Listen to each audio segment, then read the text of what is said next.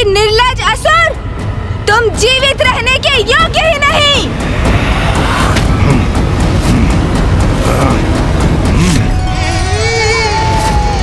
हे ब्रह्मदेव, माता, मैं आप दोनों की पूजा से अत्यंत प्रसन्न हुआ।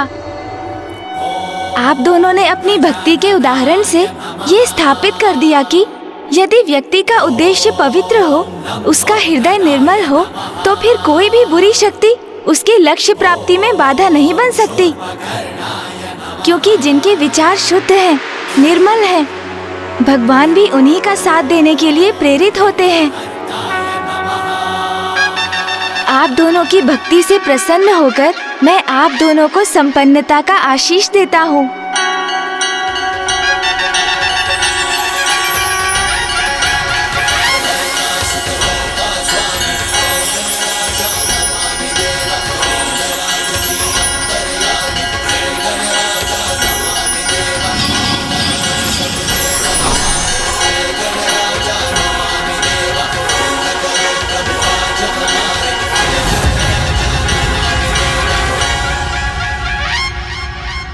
ये सभी तो मात्र सांसारिक वस्तुएं हैं। जीवन में सुख पाने के लिए इन्हें प्राप्त करना आवश्यक भी है, किंतु भोग के इन वस्तुओं से अत्यधिक मोह करना उचित नहीं। आप दोनों इनका आनंद उठाते हुए भी अपनी भक्ति और निष्ठा को सदा बचाकर रखिएगा, क्योंकि मनुष्य जीवन का परम लक्ष्य तो मोक्ष की प्राप्ति है, और जो भगवान की भक्ति से ही संभव है। मेरा आशीष सदैव आपके साथ है, किंतु मुझे अब यहाँ से प्रस्थान करना होगा माता। आप दोनों का कल्याण हो।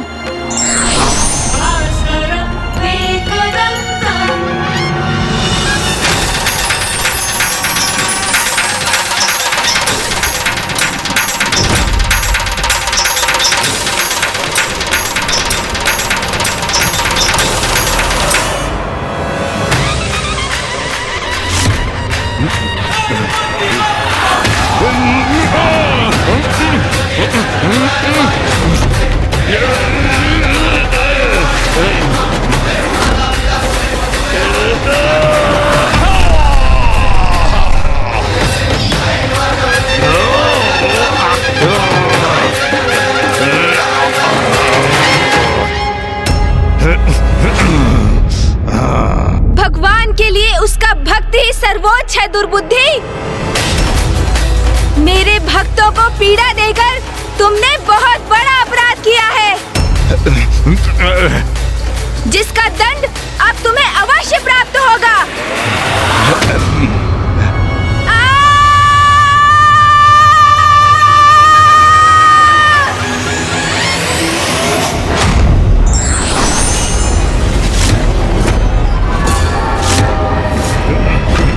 नहीं, नहीं, नहीं।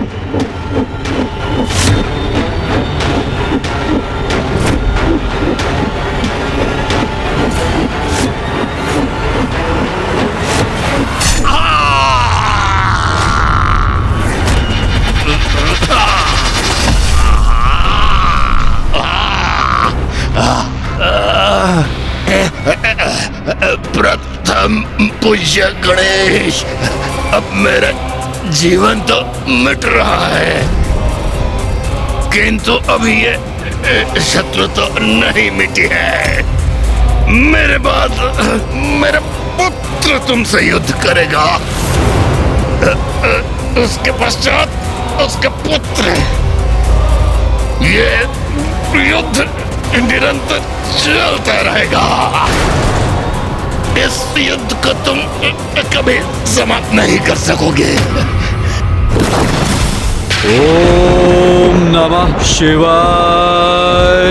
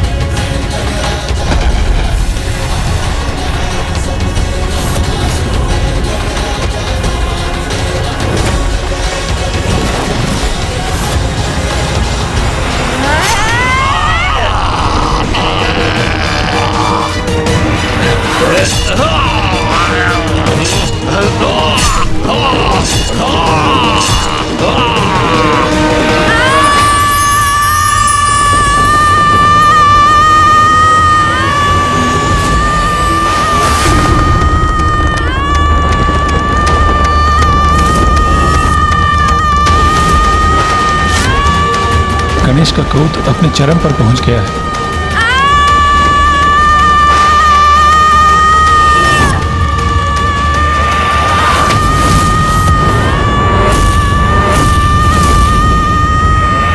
गणेश जी का क्रोध तो गर्जना के रूप में चारों दिशाओं में ध्वनित हो रहा है।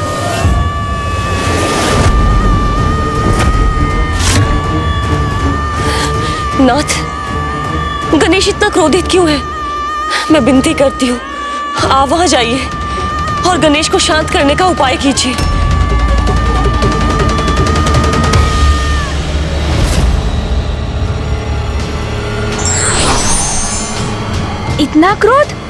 इतना क्रोध मुझे कैसे आ गया और क्यों?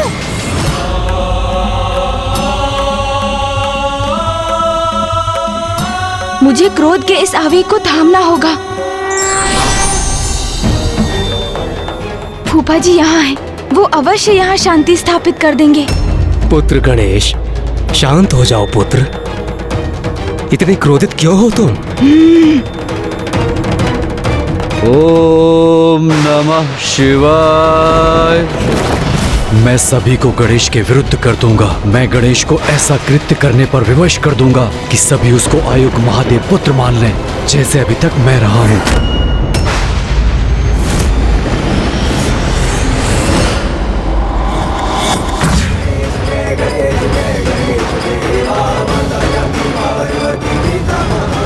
प्रतीत होता है फूफा जी की बातों का प्रभाव मेरे दूसरे प्रतिरूप योद्धा गणेश पर हो रहा है। वो शांत होता दिख रहा है।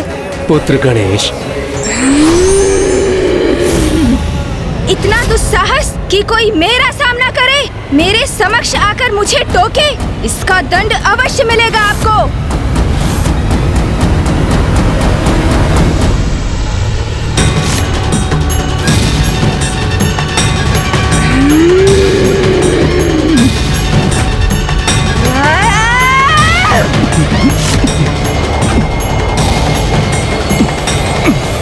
पुत्र गणेश, शांत हो जाओ पुत्र। अपनी श्वास से मेरा खिंचाव बंद करो।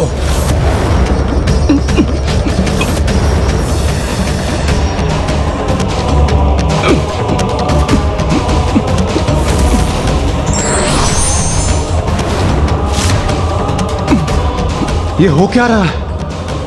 गणेश जी ब्रह्मदेव को अपने भीतर क्यों खींच रहे हैं?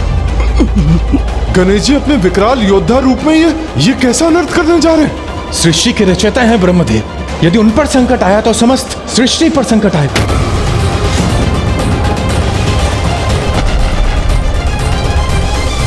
पुत्र गणेश, ये क्या कर रहे हो तुम? आपने मुझे टोका क्यों? क्यों टोका आपने मुझे?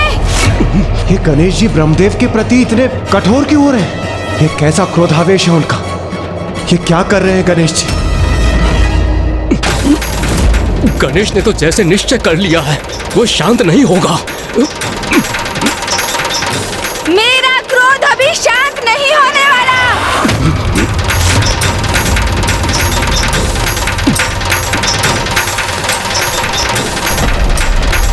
गणेश रुक जाओ।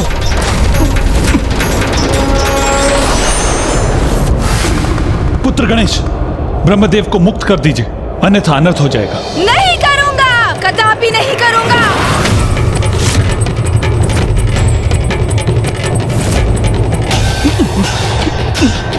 रुक जाइए गणेश जी।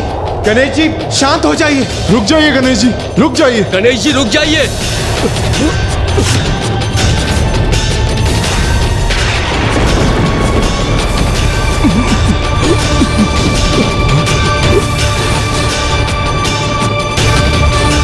यदि गणेश की सूंड ने मुझे अपने भीतर खींच लिया तो मैं इस अनंत अंधकार में समाहित हो जाऊंगा।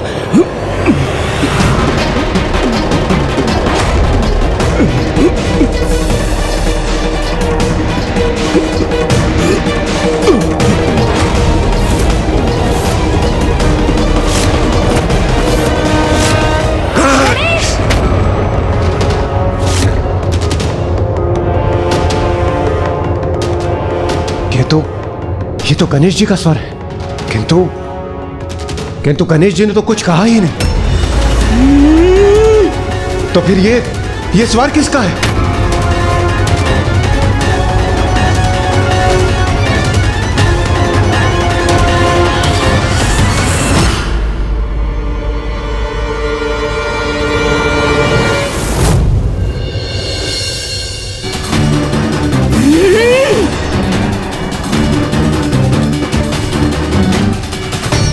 एक और गणेश जी?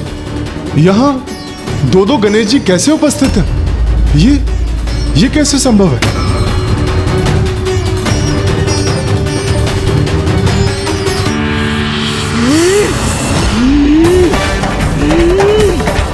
गणेश, गणेश, शांत हो जाओ। ये क्या हो गया है मुझे? क्रोध के ऐसे भीषण आवेग में क्यों बहा जा रहा हूँ मैं? नहीं, मुझे शीघ्र कुछ कर इस क्रोध के उन्माद, अन्यथा जिस किसी शक्ति के भी प्रभाव में हूँ मैं, उससे स्वयं को मुक्त होना होगा।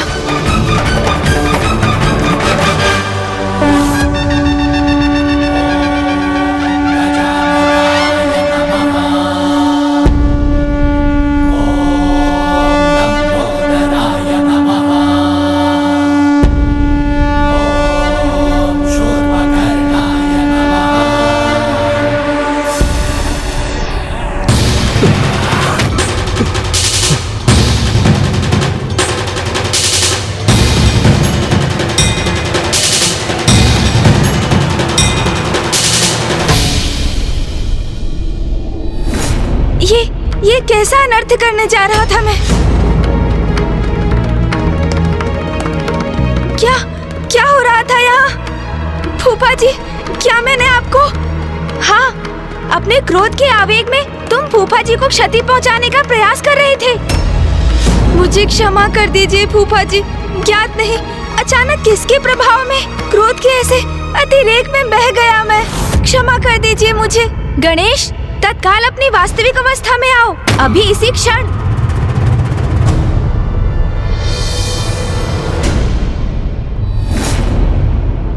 गणेश जी, आप दो रूप में प्रकट हो गए, और क्यों? सूर्यदेव, मेरे भक्तों ने मेरी पूजा का संकल्प किया था, किंतु असुर दुर्बुद्धि उनके संकल्प में विघ्न उत्पन्न कर रहा था, तो मैं वहीं अपने भक्तों के साथ रुक गया, जिससे वो निर्विघ्न अपनी पूजा संपन्न कर सके। किंतु मेरा विकराल योद्धा स्वरूप इस संकट को मिटाने के लिए, दुर्बुद्धि का अंत करने के लिए यहाँ प्रस्तुत हुआ। गणेश जी, आपकी लीला तो अद्भुत है। आपने एक भक्त की भक्ति का मान भी रख लिया और दुर्बुद्धि रूपी संकट का भी अंत कर दिया। धन्य है आप। यदि भगवान भक्तों की रक्षा नहीं करेंगे तो संसार में धर्म की सत्ता कैसे स्थापित होगी?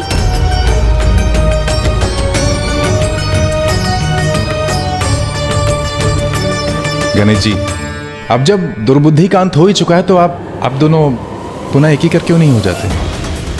वायुदेव, ऐसा संभव नहीं, क्योंकि एक समस्या है। गणेश जी, अब जब दुर्बुद्धि का अंत हो ही चुका है तो आप दोनों पुनः एक ही कर क्यों नहीं हो जाते? क्योंकि वायुदेव, जब तक मैं अपने क्रोध का कारण समझ नहीं लेता, तब तक मैं अपने क्रोध स्वरूप को स्वयं से विलग रखना चाहता हूँ, ताकि किसी के भी प्रभाव से मेरा क्रोध अनियंत्रित हो जाए तो मैं अपने मूल रूप से स्वयं को शांत रखकर अपने क्रोध पर नियंत्रण पाने में सक्षम रहूं। और अपने भक्तों की रक्षा करना तो हमारा प्रथम कर्तव्य है। किंतु अब ये कर्तव्य शेष है गणेश, जिसका उल्लेख अभी तुमने किया। तुम्हारे भीतर अचानक उत्पन्न होने वाले क्रोध का स्रोत शीघ्र ज्ञात करना भी अति आवश्यक है। पिताश्री, आप इसकी चिंता मत कीजिए, ये तो मैं स्वयं करने जा रहा था। उचित है पुत्र, आत्मचिंतन से ही अपने कार्यों का उचित मूल्यांकन करने में सक्षम होते हैं। अपनी भूलों को समझकर अपने दोषों का निवारण करने के लिए प्रेरित होते हैं। इसलिए मैं तुम्हें आत्मचिंतन के लिए एकांत में छोड़ता हूँ। फूफा जी, मुझे अपने कृत्य के लिए ग्लानि कम होगी यदि? पुत्र, तुम्हें ग्लानि करने की कोई आवश्यकता नहीं है, मैं तुम्हें क्षमा कर चुका हूँ। फूफा जी, वास्तविकता में मेरा अनुरोध तो ये था कि आप माँ से इस विषय में कुछ ना कहें, अन्यथा वो मुझे कहीं मेरे प्रिय भोजन मोदक से वंचित ही ना कर दे।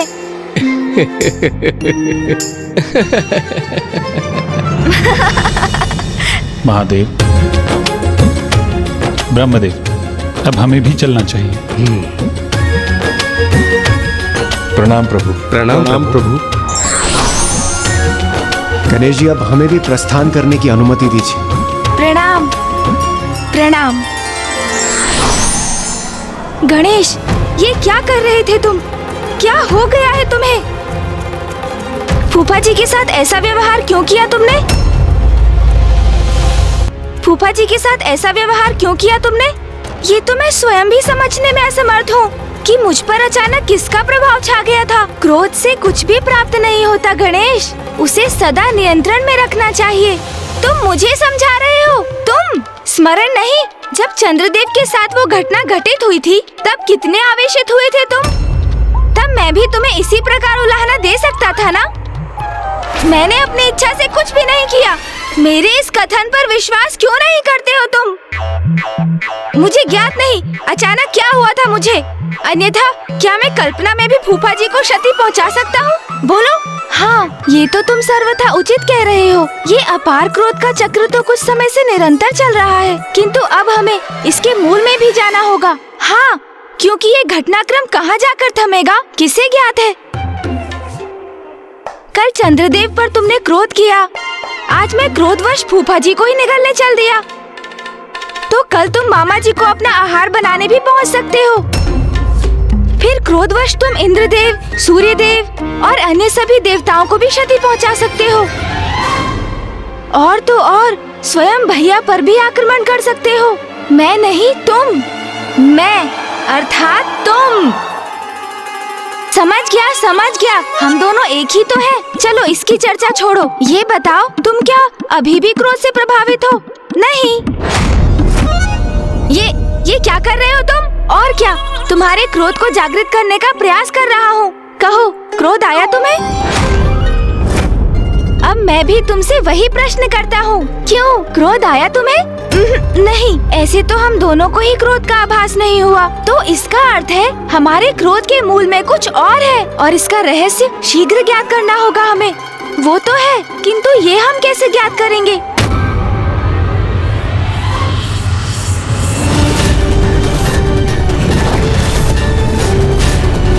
वास्तविकता में उनके दो ही पुत्र हैं, कुमार कार्तिकेय जी और प्रथम पूज्य गणेश जी, जिनके जन्म दिवस का उत्सव यहाँ आज कैलाश में मनाया जा रहा है। गणेश का जन्म दिवस, महादेव का प्रिय पुत्र।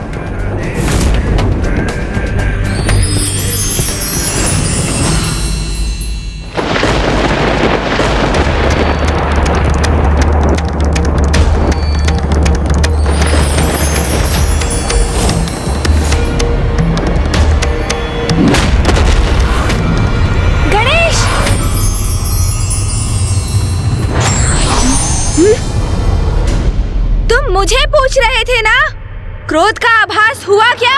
तो हाँ, अब हुआ मुझे अत्यंत क्रोध का आभास, अत्यंत क्रोध का। गणेश को पुनः क्या हो गया है? ये ऐसा व्यवहार क्यों कर रहा है? ओह, तो क्रोध का स्रोत ये लाल धूम्र है।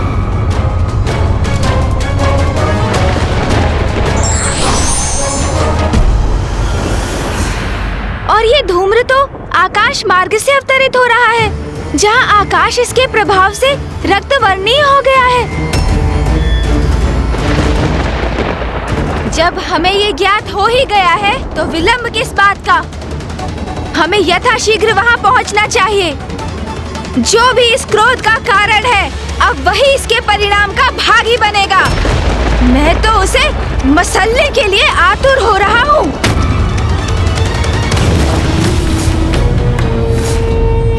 क्या है वो गणेश? उसका सामर्थ्य क्या है? प्रथम पूज्य की उपाधि प्राप्त की है उसने, क्योंकि महादेव का पुत्र है वो। यही है उसके प्रति सभी के स्नेह का कारण।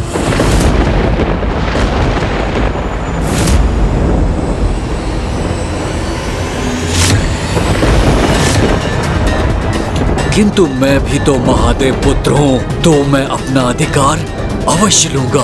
वो सब छीन लूंगा गणेश से जो उसे प्राप्त है। उसके पिता का स्नेह, उसका उच्च पद, देवताओं में उसका स्थान। गणेश, अभी मेरे प्रकोप से सामना कहाँ हुआ है तुम्हारा?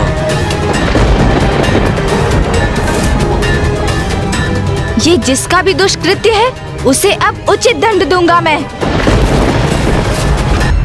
जो भी इस क्रोध का कारण है अब वही इसके परिणाम का भागी बनेगा। मैं तो उसे मसलने के लिए आतुर हो रहा हूँ।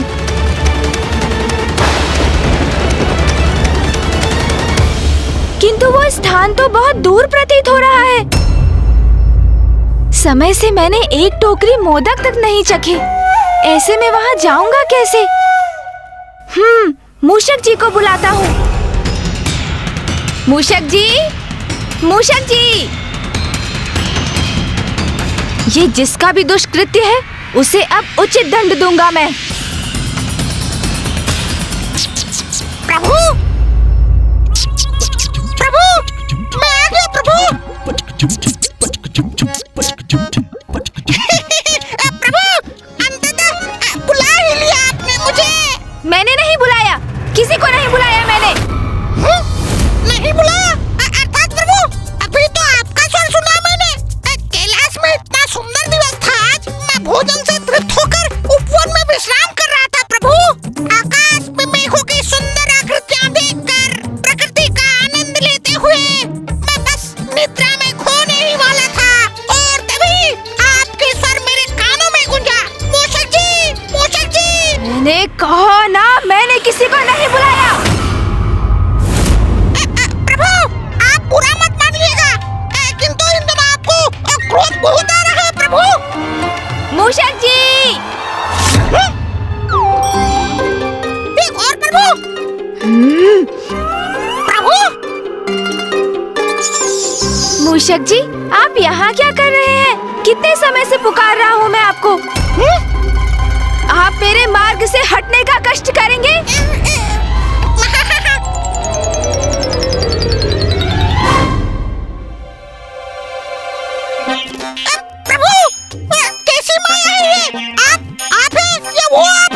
मूषक जी, हम दोनों ही मैं हूँ।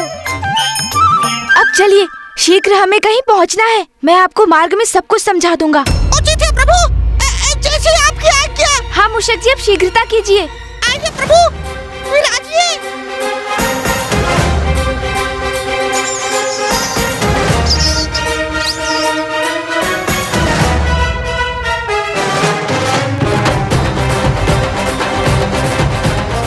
अब मैं ऊपर जाकर देखता हूँ।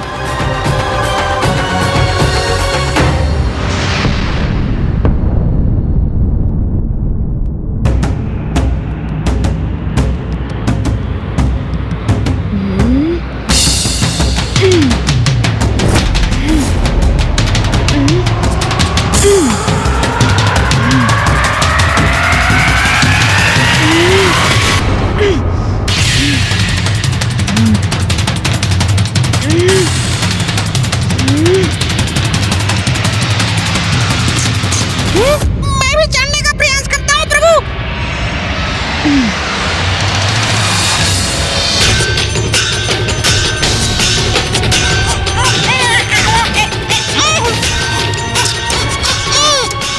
चढ़िए मूषक जी, प्रयास कीजिए। क्या हमारा वहाँ जाना आवश्यक है प्रभु?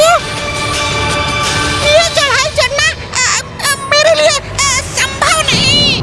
और थोड़ा बल लगाइए मूषक जी, साहस रखिए, तभी चढ़ना संभव हो पाएगा। चलिए मूषक जी, आगे बढ़िए। मूषक जी, थोड़ा और। मूषक जी, शीघ्रता कीजिए और प्रयास कीजिए। मैं अपने अन्य स्वरूप में शिखर तक पहुंच चुका हूँ। मेरे अन्य स्वरूप पर दृष्टि बनी रहे, ये अनिवार्य है। हाँ प्रभु। शीघ्रता कीजिए मूषक जी, शीघ्रता कीजिए। प्रभु, आगे बढ़िए।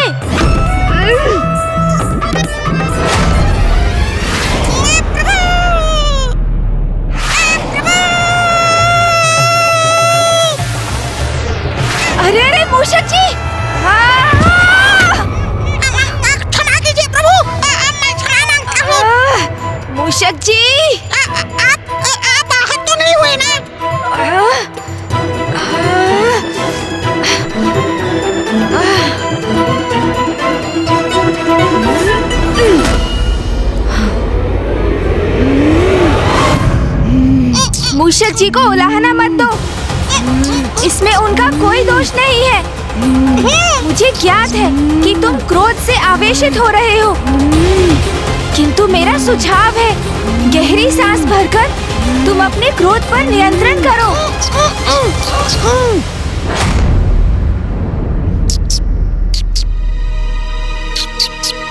स्मरण रखना, हम तुम्हारे क्रोध से उस स्रोत तक पहुंचना चाहते हैं। इस क्रोध को स्वयं पर हावी मत होने दो, क्योंकि ये क्रोध तुम्हारा मूल स्वभाव नहीं है।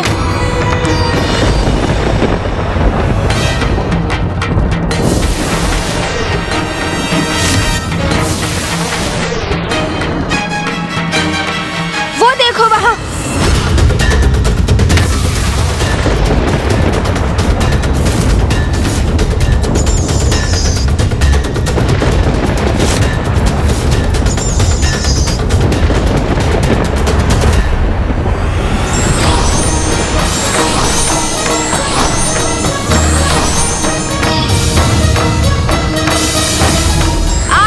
मनोहर रूप पर जिसकी भी दृष्टि पड़ेगी चंद्रदेव, वो कलंकित हो जाएगा।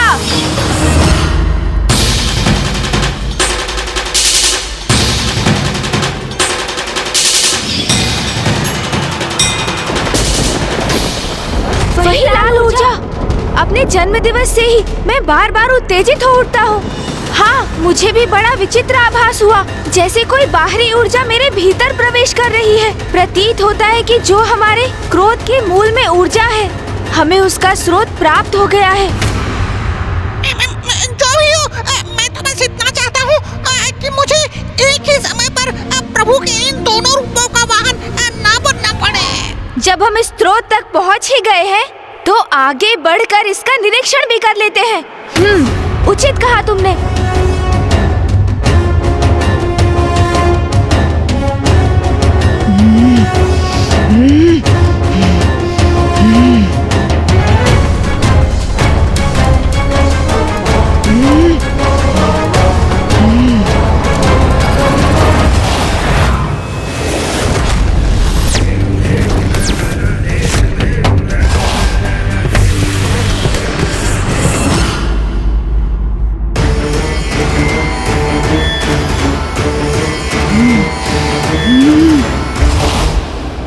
मुझे अपने क्रोध को नियंत्रण में रखना ही होगा।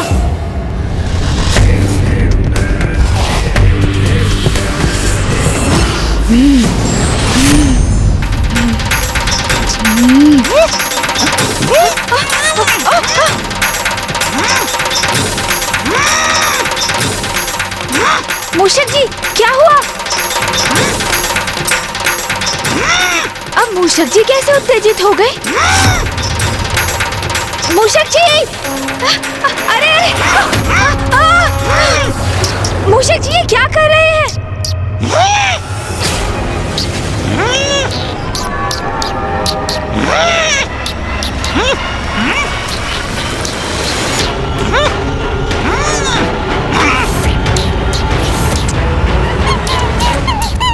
मूषक जी, प्रतीत होता है आप भी किसी के प्रभाव में आकर अपना मूल स्वभाव खो बैठे हैं।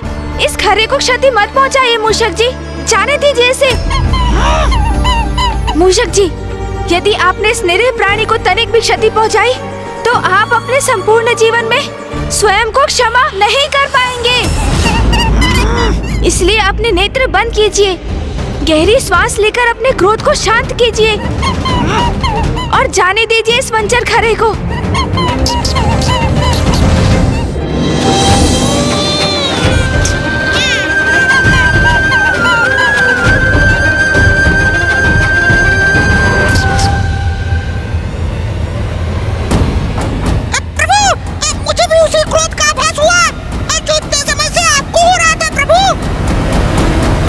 मेरे विचार से तुम्हें और मूषक जी को यहीं रुकना चाहिए। ये ऊर्जा विध्वंसकारी है, इसका प्रभाव तो अब मूषक जी भी झेल चुके हैं। यदि तुम सब और आगे बढ़े तो कदाचित इस ऊर्जा के प्रभाव से प्रभावित होकर कुछ अनिष्ट भी कर सकते हो।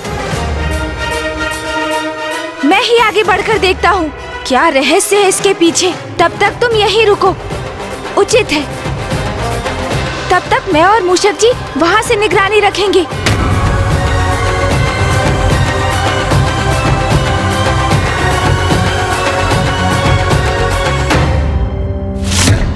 ओम नमः शिवाय। ओम नमः शिवाय। ओम नमः शिवाय। ओम नमः शिवाय। ओम नमः शिवाय।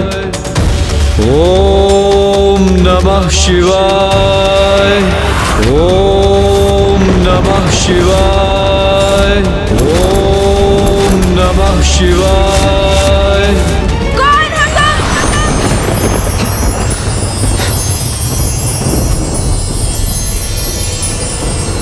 कौन हो तुम जो यहाँ आकर मेरे तप में व्यवधान डालने का दुस्साहस कर रहे हो? मैं गणेश।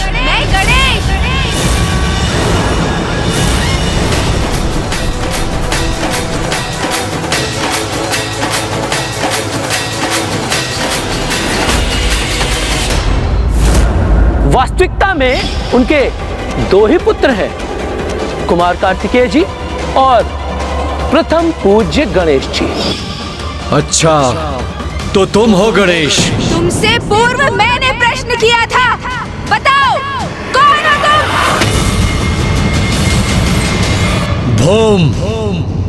भोम हूं मैं।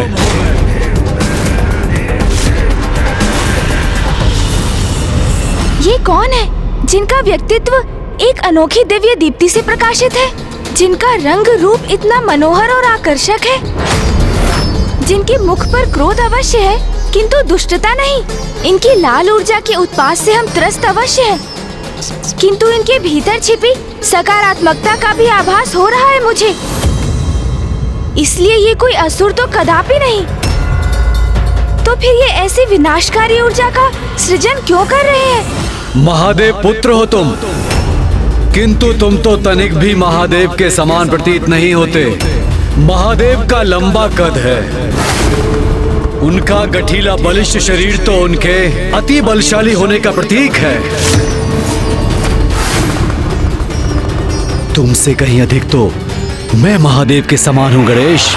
मेरी छोड़ो, मैं जैसा हूँ उचित हूँ, किंतु तुम तो महादेव की तपस्या करते हो, उनका नाम जपते हो और फिर ऐसी उग्र और विनाशकारी ऊर्जा का निर्माण करते हो।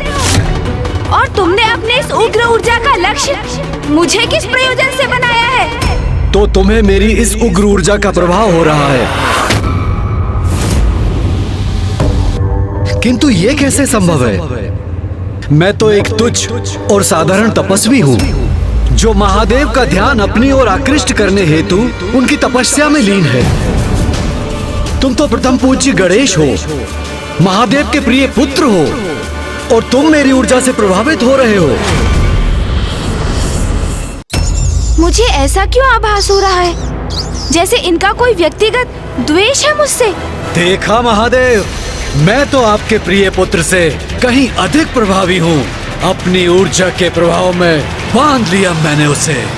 स्वयं को महादेव का भक्त कहते हो और इतना भी नहीं समझते कि तुम्हारी ऊर्जा कितनी हानिकारक है। देखो इस स्थान को, देखो अपने तप स्थल को देखो। प्रकृति ने जैसे इस स्थान का परित्याग कर दिया है, बंजर बन गया है ये स्थान। अपने तन से उत्सर्जित होने वाली इस ऊर्जा को यही रोक लो।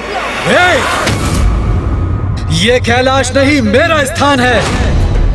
यहाँ आकर मुझे आदेश देने वाले तुम कौन होते हो?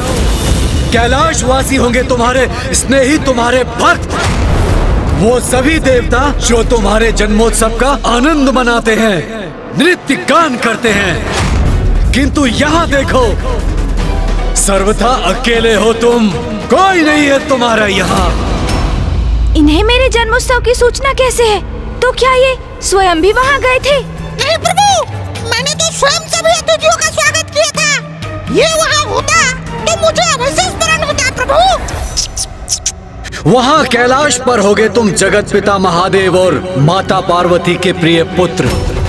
और हाँ, अपने भ्राता देव सेनापति का भी साथ प्राप्त होगा तुम्हें। किंतु यहाँ तुम मात्र और मात्र गणेश हो।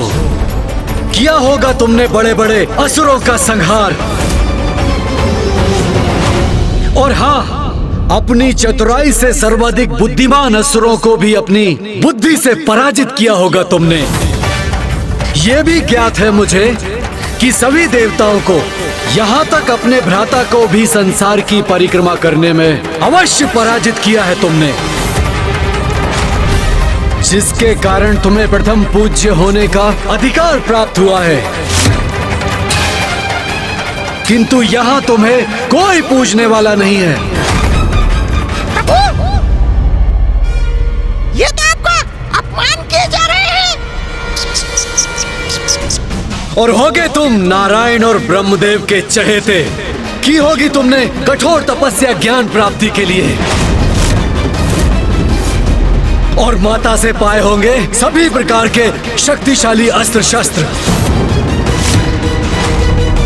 किंतु स्मरण रखना, जो मेरे शरीर से ऊर्जा प्रवाहित हो रही है वो तुम्हें भी नष्ट करने में सक्षम है।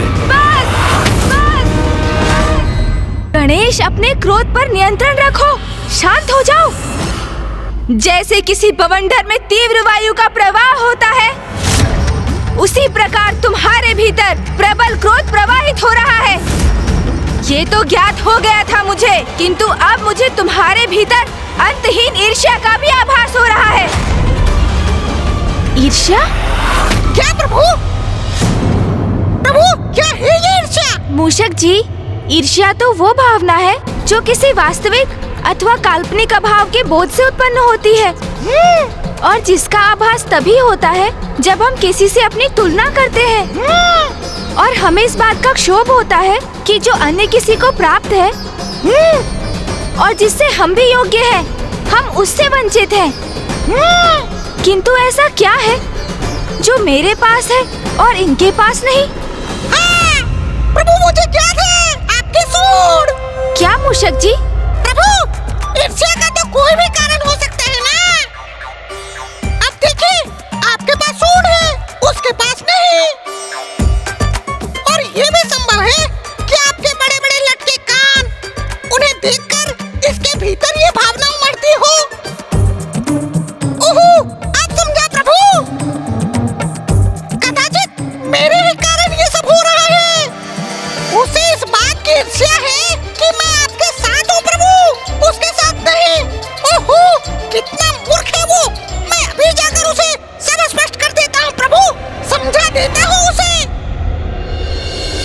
सावधान मूषक जी, उनके पास 4 हाथ हैं और वे एक अत्यंत प्रवीण योद्धा भी प्रतीत होते हैं। किंतु मेरे प्रति इतने ईर्ष्यालु क्यों है ये भौम? कौन है ये और क्या है इनका वास्तविक परिचय? मुझे तो ऐसा प्रतीत हो रहा है कि ये कोई सदात्मा ही है जिसे उनकी ईर्ष्या ने भटका दिया है। कदाचित ये ज्ञात करने के लिए मुझे ही वहाँ जाना होगा, और इससे भी अधिक ये ज्ञात करने कि वो मुझसे इतना क्रोधित क्यों है। प्रभु, मैं तुम्हें एक अंतिम चेतावनी दे रहा हूँ, रोक दो इस ऊर्जा को, अन्यथा क्या करोगे तुम? मेरे बारे में इतना सब कुछ ज्ञात होने पर भी ये प्रश्न तो मुझसे पूछ रहे हो।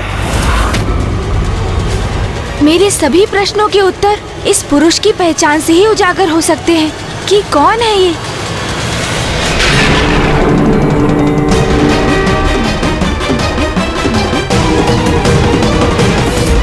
मैं भूदेवी हूँ। मेरी अपनी कोई संतान नहीं।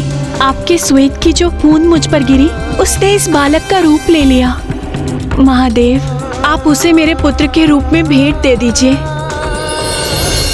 आज से तुम्हारा पुत्र कहलाएगा और तुम्हारे नाम से जुड़कर इसका नाम होगा भोम भोम। ये तो इसका मतलब है ये मेरे भ्राता है। प्रभु, कदाचित आपको इस ओर अपनी दृष्टि डालनी चाहिए। उस ओर देखिए प्रभु।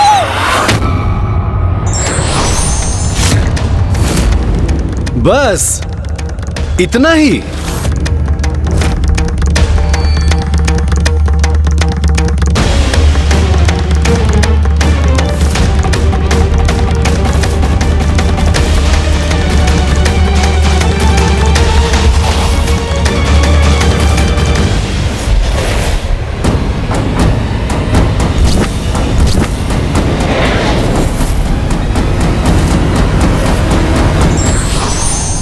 प्रणाम माता भूदेवी।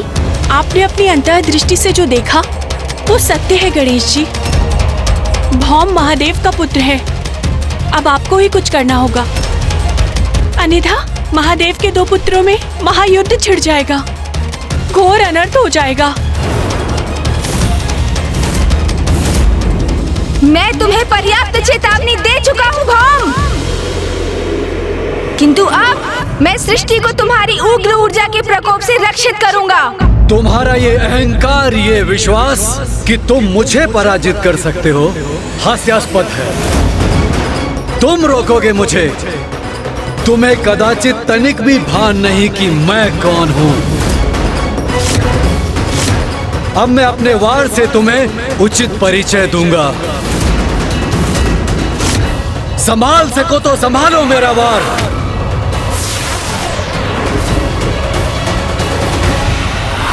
तुम्हारा ये अहंकार, ये विश्वास कि तुम मुझे पराजित कर सकते हो हास्यास्पद है। तुम रोकोगे मुझे? तुम्हें कदाचित तनिक भी भान नहीं कि मैं कौन हूं, क्योंकि वीर अपना परिचय अपने शब्दों से नहीं देते, उनका पराक्रम ही उनका परिचय होता है। अब मैं अपने वार से तुम्हें उचित परिचय दूंगा।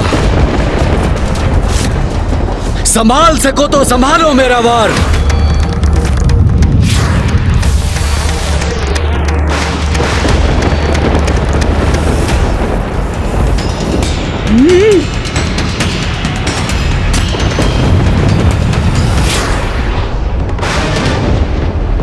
नहीं गणेश, हमारे इस युद्ध में प्रथम वार तुम नहीं करोगे। तुमसे पूर्व मैं तुम पर आक्रमण करूंगा।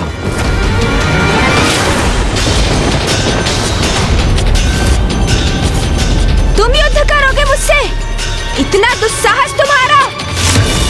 तो लो भौम, तुमने स्वयं अपने विनाश को चुनौती दी है, तो अब उसका सामना भी करो।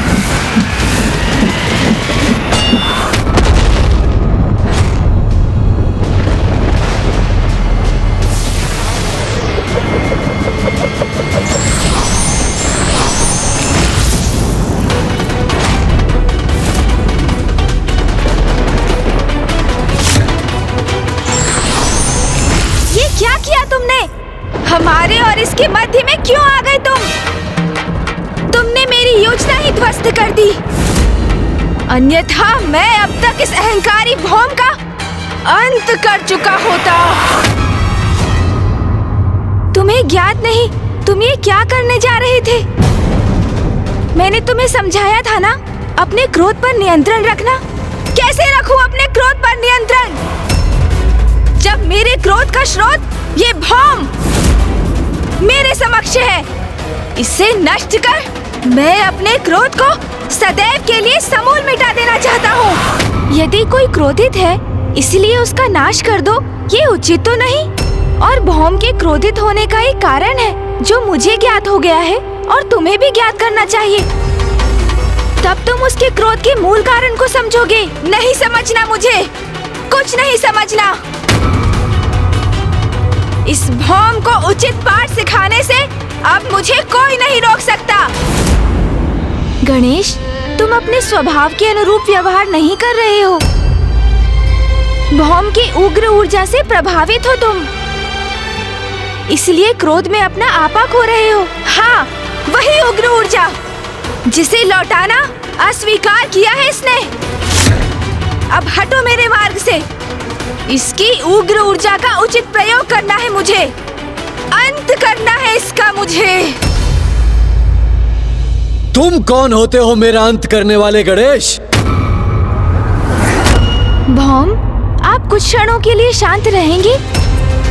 क्या आप ये देखने में सक्षम नहीं मैं स्वयं को ही शांत करने का प्रयास कर रहा हूँ और आप अपने उग्र शब्दों से अग्नि में घृत का कार्य कर रहे हैं? अच्छा, तो अब तुम इसकी ओर से बोल रहे हो और मेरे ही विरुद्ध हो गए हो। गणेश, मुझे सुनो, शांत हो जाओ। यहाँ किसी युद्ध अथवा रक्तपात की कोई आवश्यकता नहीं है। तुम्हें आवश्यकता हो ना हो, मुझे आवश्यकता है। मैं इस युद्ध के कारण को अभी समाप्त कर देता हूँ। गणेश, हटो मेरे मार्ग से अभी इसी क्षण, अन्यथा क्या तुम मुझ पर वार करोगे? मुझ पर?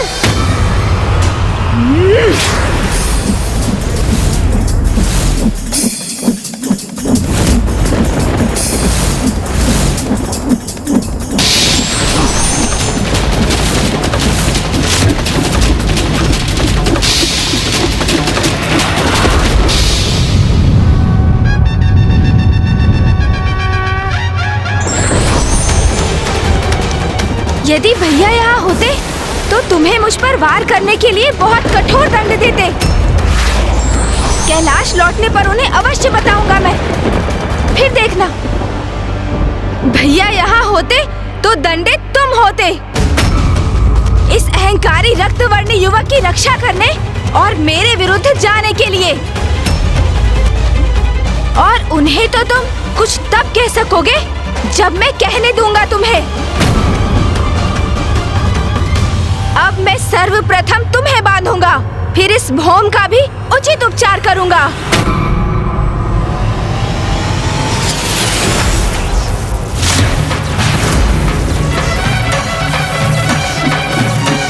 स्थिति तो नियंत्रण के बाहर जा रही है और ये सब भौम के उग्र धूम्र के कारण हो रहा है, जो गणेश अर्थात मेरे उग्र स्वरूप के ऊपर मंडराकर उसे और भी आवेशित कर रहा है।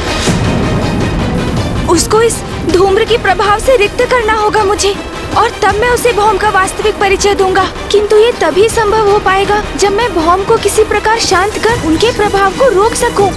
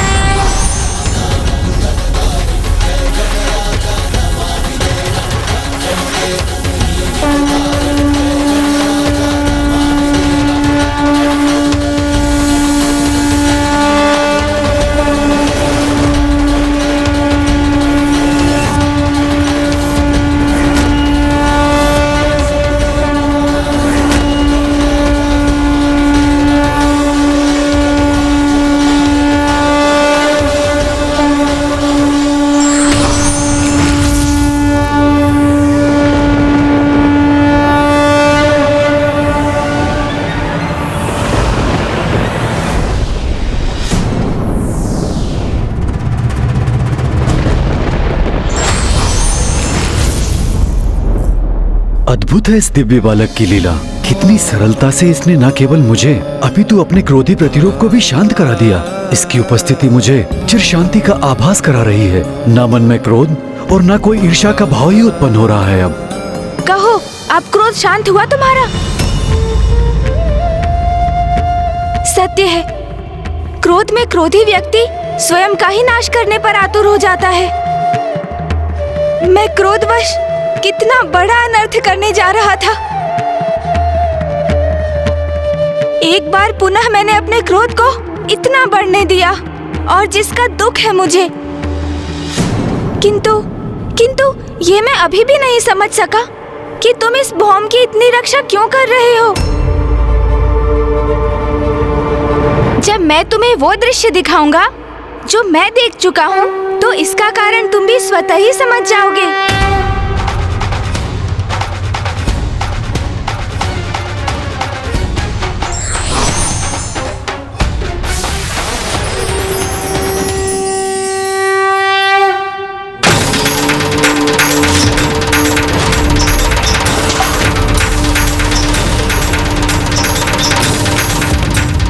पृथ्वी हूँ, मेरे अपनी कोई संतान नहीं।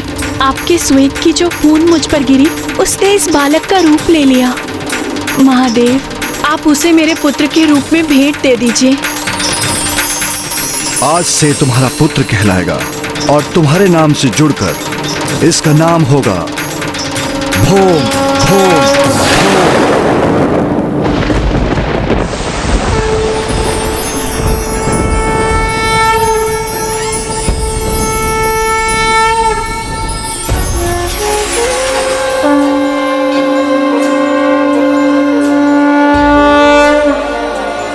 परम ब्रह्म महागणपति के इस दिव्य स्वरूप के दर्शन पाकर धन्य हो गया मैं।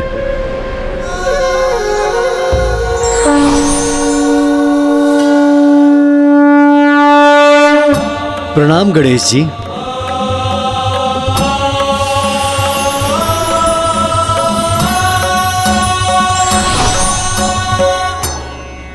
भौम, मुझे ज्ञात हो चुका है कि आप मेरे भ्राता हैं, कि आप मेरे भ्राता हैं, कि आप मेरे भ्राता हैं। भ्राता?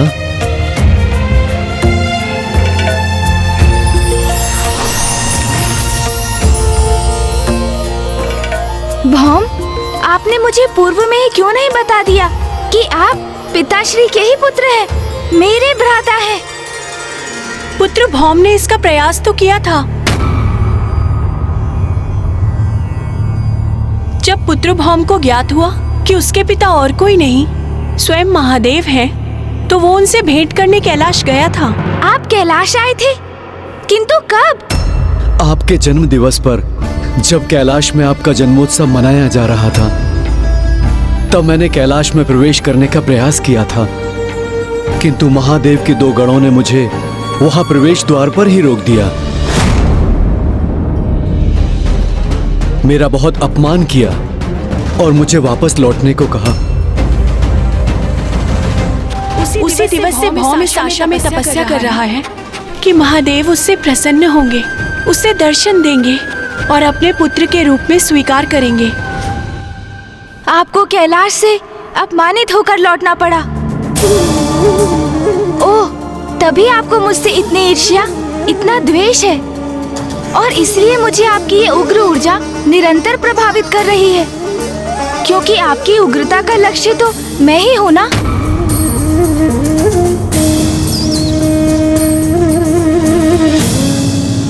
कैलाश में आपका अपमान सर्वथा अनुचित था, किंतु अब मैं उस अनुचित को उचित बना दूंगा।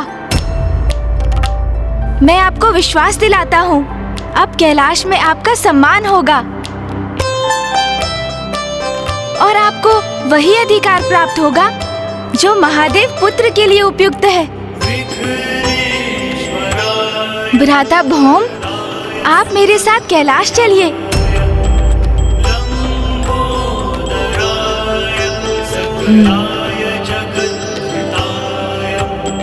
गणेश जी, मैं आपके साथ सहर्ष कैलाश चलूंगा, किंतु मेरा एक अनुरोध है। माँ भी हमारे साथ चलेंगी। नहीं पुत्र, अपने पिता से भेंट करने के लिए ये यात्रा तुम्हें ही करनी होगी। मेरी किसी भी यात्रा का आरंभ और अंत आपके बिना कैसे संभव है माँ? यदि आप नहीं चलेंगी तो मैं भी नहीं जाऊंगा। भ्राता भौम कदाचित उचित कह रहे हैं, आपको भी साथ आना ही होगा माता। उचित है पुत्र, मैं भी चलूंगी। चलिए मूषक जी, हम भी कैलाश जाकर भ्राता भौम के स्वागत की तैयारी करते हैं। इस बार इनका बहुत भव्य स्वागत होगा, ये मेरा वचन है।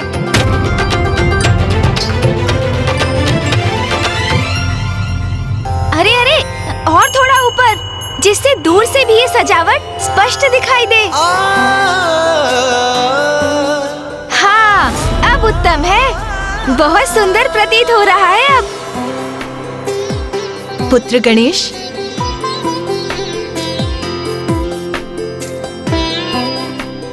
माँ, मैं आज बहुत ही उत्साहित और आनंदित हूँ, क्योंकि आज कैलाश में एक अत्यंत विशेष व्यक्ति का आगमन हो रहा है, और ये सब कुछ उन्हीं के स्वागत के लिए हो रहा है माँ। किंतु पुत्र गणेश, कौन है ये विशेष अतिथि? ये तो बताओ। हाँ हाँ माँ हाँ, मैं अवश्य बताऊंगा। किंतु आपको उनके लिए अपने हाथों से विशेष खीर बनानी पड़ेगी। आप बनाएंगी ना खीर? अवश्य गणेश। इसके पूर्व मैंने तुम्हें कैलाश पे किसी के भी आगमन पे इतना प्रसन्न नहीं देखा। अवश्य ये अतिथि अत्यंत विशेष होंगे। अपने पुत्र के इन विशेष अतिथि के लिए मैं खीर अवश्य बनाऊंगी।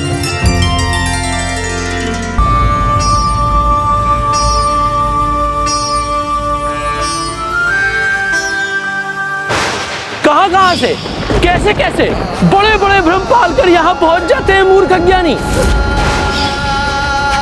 कभी कभी दर्पण में मुख देखा है अपना? चलो प्रस्थान करो यहाँ से। पुत्र भौम, माँ मुझे चिंता हो रही है। मैं व्याकुल हो रहा हूँ कि कहीं माता पार्वती और पिता महादेव ने मुझे स्वीकार नहीं किया तो? ऐसा संदेह भी मन में क्यों ला रहे हो पुत्र भौम? देखो मार्ग कैसे पुष्पों से सज्जित है। इस मुख्य द्वार पर ये तोरण देखो। इसका अर्थ है गणेश जी ने महादेव और माता पार्वती से तुम्हारी चर्चा अवश्य की होगी, जिसके परिणाम स्वरूप संपूर्ण कैलाश तुम्हारे स्वागत की प्रतीक्षा कर रहा है। तो शीघ्रता कीजिए ना माँ, वो आते ही होंगे। मैं यहाँ सब कुछ संभाल लूंगा, आप जाइए। अरे पुत्र जाती हूँ। किंतु गणेश ये तो बताओ कि आ कौन रहा है? कुमार कार्तिकेय जी, महादेव के पुत्र आपके और प्रभु के भ्राता आ रहे हैं। आपके भ्राता आ रहे हैं, अर्थात प्रभु महादेव के पुत्र।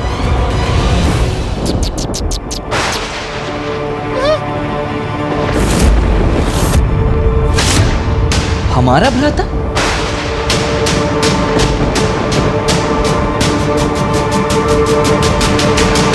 क्या मूषक जी, क्या कहा आपने? माता ऐसे स्वर में क्यों पूछ रही हैं? क्या मैंने कुछ अनुचित कह दिया? गणेश, मूषक जी ने जो अभी कहा क्या वो सत्य है? वो माँ। गणेश, मैं कुछ पूछ रही हूँ तुमसे। जो मूषक जी ने अभी कहा क्या वो सत्य है?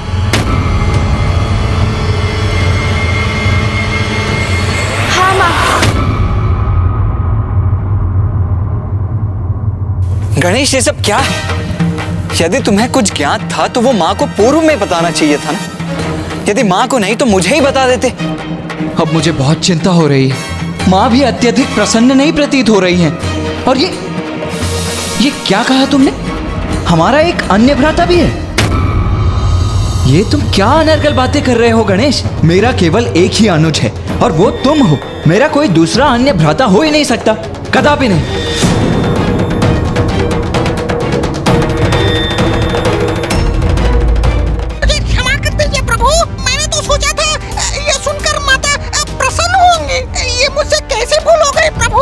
स्वयं को दोष मत दीजिए मूषक जी। आपने जो कहा आपके उत्साह में आपके मुख से निकल गया। किंतु चिंता मत कीजिए मूषक जी। माँ जब भ्राता भौम से मिलेंगी तो उन्हें शेष प्रश्नों के उत्तर भी मिल जाएंगे। किंतु अब ये ध्यान रखना है कि भ्राता भौम के कैलाश में प्रवेश के पूर्व मध्य में ही कोई व्यवधान न उत्पन्न हो जाए। स्वामी। उमा, आप इतनी व्याकुल क्यों हैं? क्या हुआ प्रिय? स्वामी, क्या आपको ज्ञात है आज कैलाश में किसका आगमन होने वाला है? जिस विशिष्ट अतिथि के लिए गणेश इतनी धूमधाम से कैलाश में तैयारियां कर रहा है, ज्ञात है आपको? कौन है वो? उमा, कौन है ये विशिष्ट अतिथि? तोतला जी, माता तो अत्यंत रुष्ट हो गई हैं। अब विशेष अतिथि के स्वागत का उत्तरदायित्व तो आपके और मेरे कंधों पर ही है। अरे नंदी, वो देती है क्या? तोतला जी, कहाँ देखूं और किधर देखूं? अरे नंदिनी वो देती है, उधर देती है।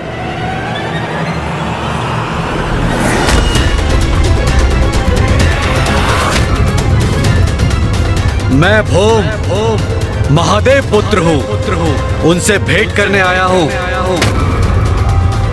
ये तो वही है जो गणेश जी के जन्म दिवस पर आया था। और आज जब कैलाश विशेष अतिथि के आने की तैयारी कर रहा है तो यह यहाँ पुनः कोई नया व्यवधान डालने आ गया। ये दोनों तो वही गण हैं जिन्होंने मेरा अपमान किया था। नाम के आगे भी कोई परिचय है तुम्हारा? कैलाश जैसे पवित्र स्थान पर असत्य को सत्य कहने की धृष्टता करते हुए लज्जा नहीं आती तुम्हें? तुम यहाँ से जाते हो, अन्यथा मैं तुम्हें यहाँ से जाने के लिए विवश करूं।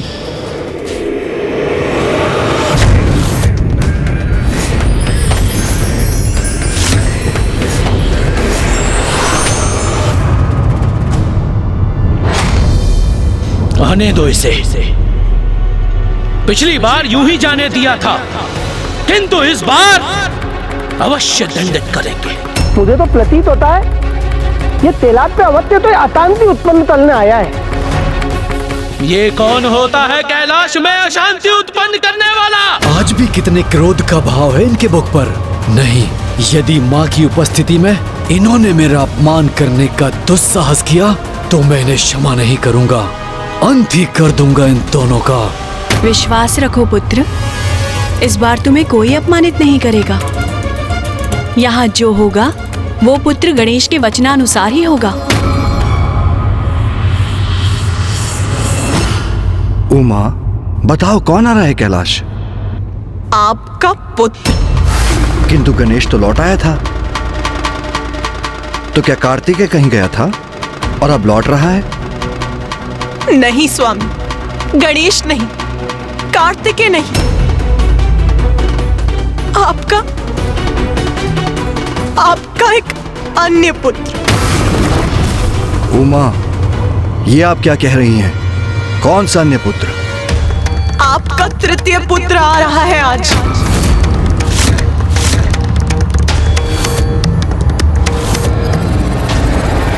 मेरा तृतीय पुत्र? कौन सा तृतीय पुत्र? रुको! रुको! रुको! अगर तुमने एक कदम और आगे बढ़ाया तो मैं तुम्हारी हड्डियां तोड़ दूंगा।